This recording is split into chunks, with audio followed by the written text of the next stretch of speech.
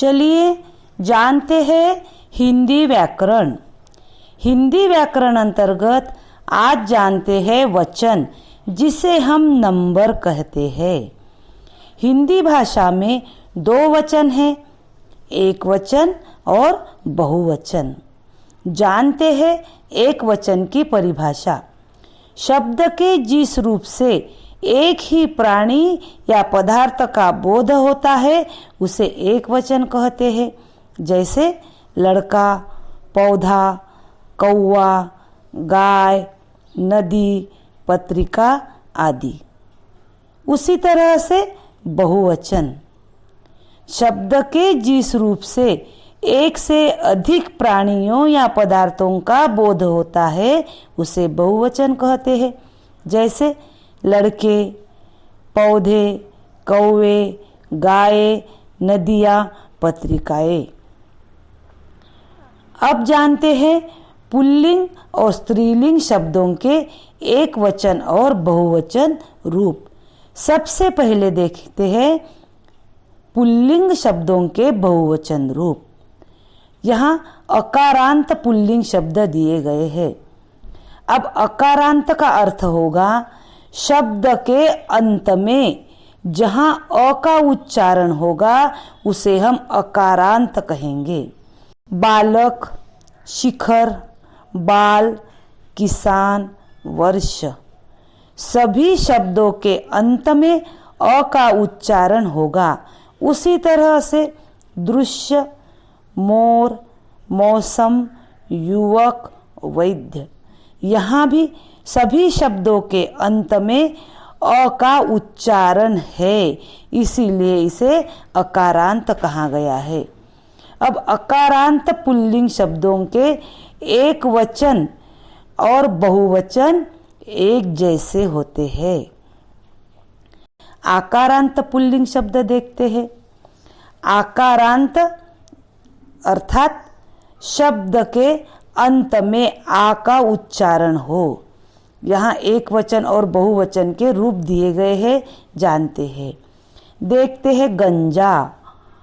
जा, जा अर्थात अंत में आ का उच्चारण आया। इसी तरह से हर शब्द के अंत में आ का उच्चारण होगा। यहाँ एक विशेष ध्यान हमें देना है।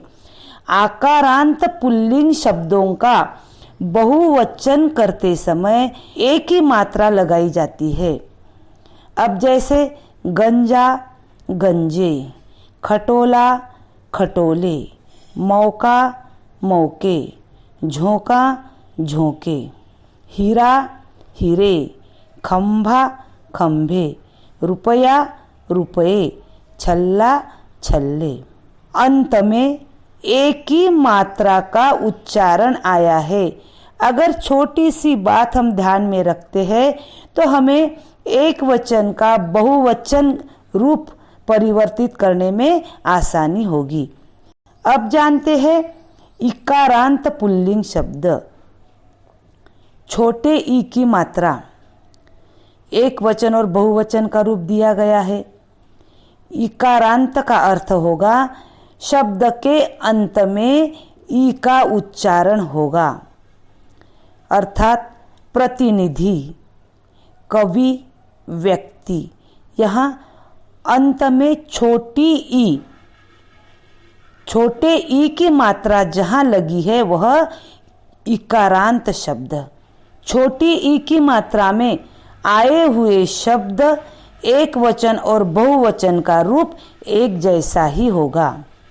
उसी तरह से इकारांत अर्थात बड़े ई की मात्रा एक वचन और बहुवचन का रूप यहाँ दिया गया है। जौहरी, जौहरी, खिलाड़ी, खिलाड़ी, मंत्री, मंत्री। यहाँ शब्दों में बड़े ई की मात्रा है, इसे इकारांत शब्द कहेंगे।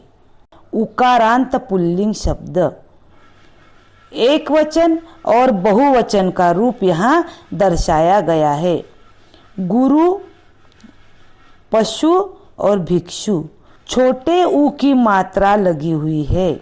उसी तरह से उकारांत अर्थात बड़े ऊ की मात्रा लगकर बने हुए शब्द।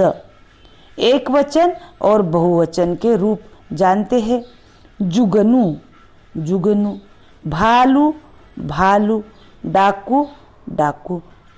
एक वचन और बहुवचन का रूप एक ही है, किंतु बड़े ऊ की मात्रा अंत में लगकर आई है, इसे कहेंगे हम उकारांत पुल्लिंग शब्द। अब जानते हैं स्त्रीलिंग शब्दों के बहुवचन रूप। यहाँ अकारांत स्त्रीलिंग शब्द दिए गए हैं, जैसे आँख आँखें, लपट लपटें, सड़क सड़कें, पलक पलकें, तकलीफ तकलीफें। आकारांत स्त्रीलिंग रूप। आकारांत अर्थात शब्द के अंत में आ का उच्चारण हो। हवा हवाएं, ज्वाला ज्वालाएं, दिशा दिशाएं, श्रृंखला श्रृंखलाएं, प्रतियोगिता प्रतियोगिताएं, स्पर्धा स्पर्धाएं।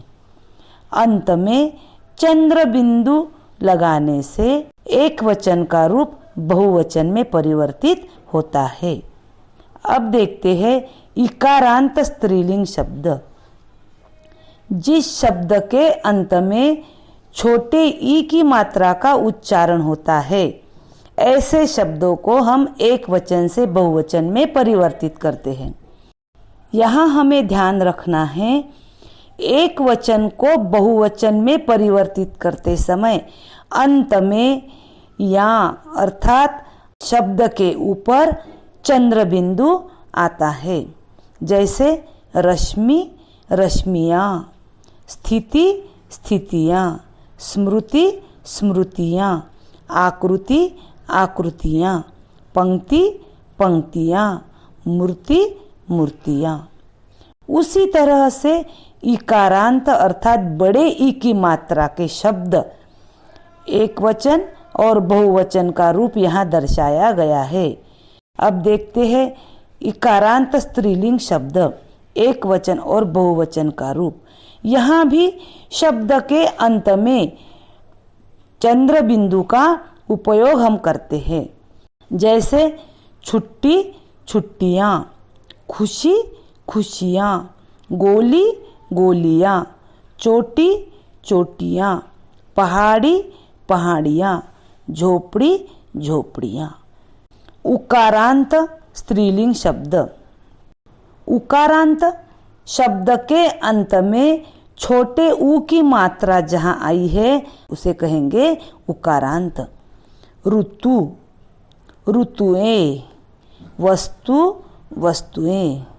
उसी तरह से शब्द के अंत में बड़े ऊ की मात्रा आई है, वह होंगे उकारांत शब्द। अब यह उकारांत स्त्रीलिंग शब्द जानते हैं। वधू वधुएं, झाड़ू झाड़ुएं। यहाँ ध्यान रहे, शब्दों को बहुवचन में परिवर्तित करते समय शब्द के अंत में शब्द के ऊपर चंद्र बिंदु का प्रयोग किया है। तो बच्चों, इसी तरह से पुल्लिंग और स्त्रीलिंग शब्दों के एक वचन और बहुवचन के रूप उदाहरण के साथ समझाए गए हैं। तो इसे सुनकर समझकर लिखने का प्रयास करें।